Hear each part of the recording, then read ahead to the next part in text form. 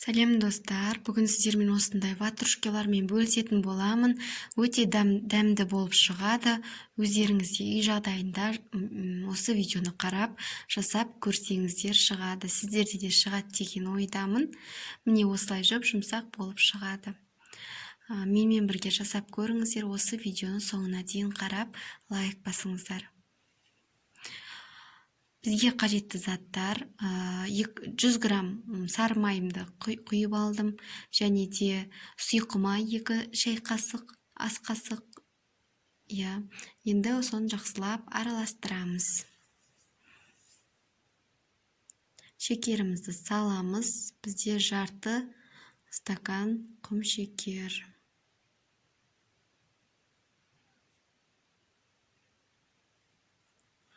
Жақсылап араластырып, жұмыртқамыз саламыз. Біреуін біз салмасына қойып қоятын боламыз. Біреуін осы тестамызға қолданамыз. Жұмыртқамызды салып, жақсылап араластырып аламыз.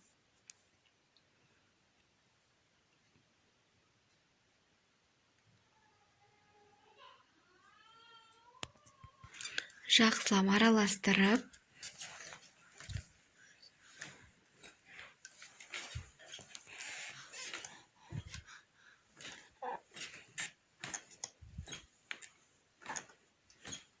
сүтімізді құямыз 250 мл.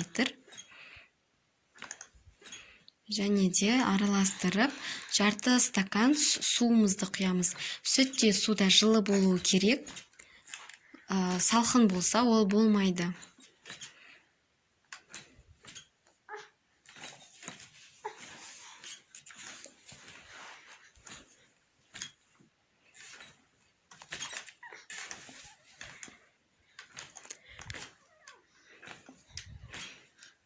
Тұзымызды, дрожжымызды салып аламыз. Тұз менде 1 шай қасық қостым. Дрожж 1 үлкен қасықпен 1 қасық саламыз. Жақсылап араластырамыз.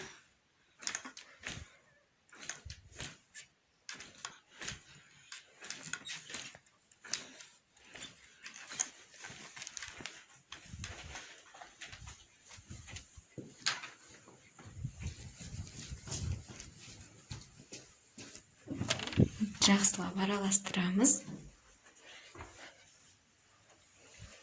Кейін ұнымызды жайлап сала бастаймыз.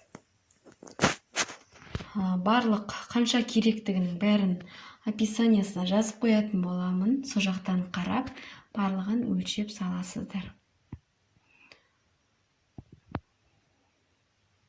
Бірінші қасықпен жақсылап араластырып алдым. Енді қолымызбен илеп шығамыз. Жұмсақ қамыр болып шығу керек, қатты да, қатты жұмсақ та болып кетпесін.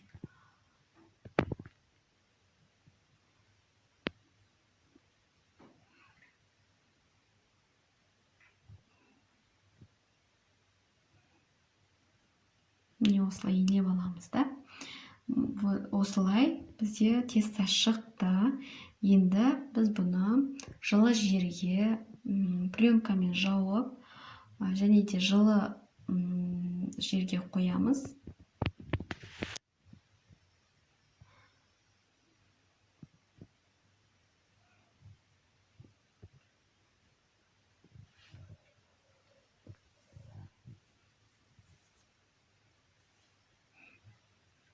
Жақсылап жауып,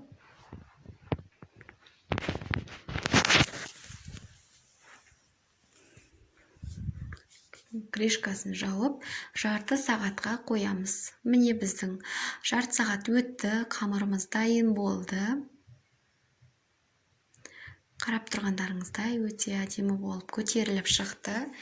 Енді осыларды алып, қолдарыңызға жабыспас үшін май немесе ұн жағып алсаңыздар болады. Енді бұны бөліктерге бөлетін боламыз.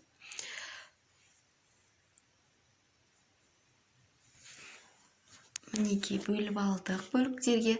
Арақашықтарын сақтап,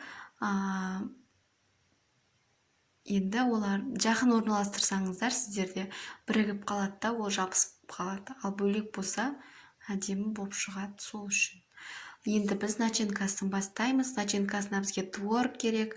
Қаймақ бізге маңызды емес, бірақ мен 2 шай қасық қосамын. Және де жарты стакан қант керек болады. Қантымызды саламыз, араластырып, жұмыртқамызды да саламыз.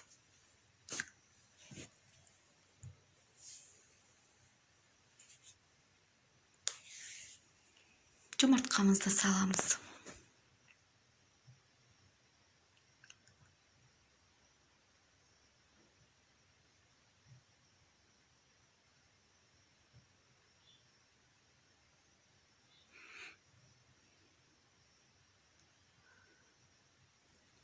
Бәрі біркелкі қылып араластырып алдық.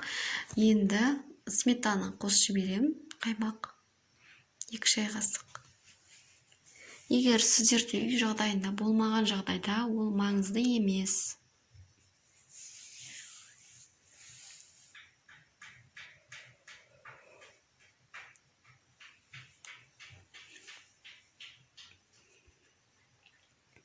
Жақсылап біркелкі орынша араластырып алдық. Енді біздің қамырымызда дайын болып тұр екен. Енді біз осылардың ортасын, салмасын салу үшін ойып, салмаларын салып шығамыз. Ең алдымен барлығын ойып шығамыз ортасын.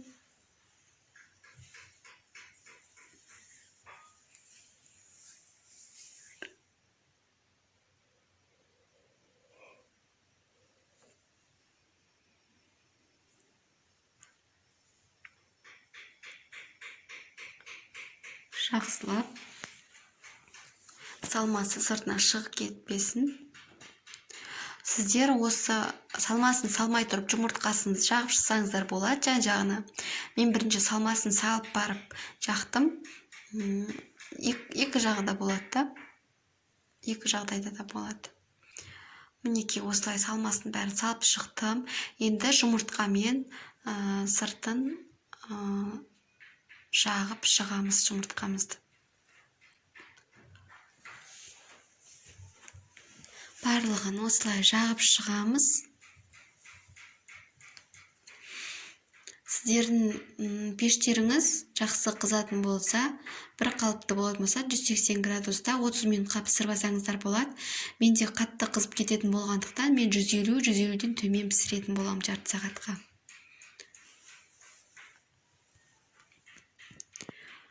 Неге біздің булочкаларымыз дайын болды, ватрушкаларымыз. Міне қарап тұрғандарыңыздай өте әдемі болып шықты. Міне қазір көрсетейін, біреуін алып ыстық, қазір шықты. Өте жұмсақ, міне қараңыздар. Өте жұмсақ болып шығады. Жасап көруге кеңес беремін. Жасап көріңіздер үйлеріңізде. Менің видеомды қарағандарыңызға рахмет. Лайк басып, комментарий қалдыруды ұмытпаңыздар.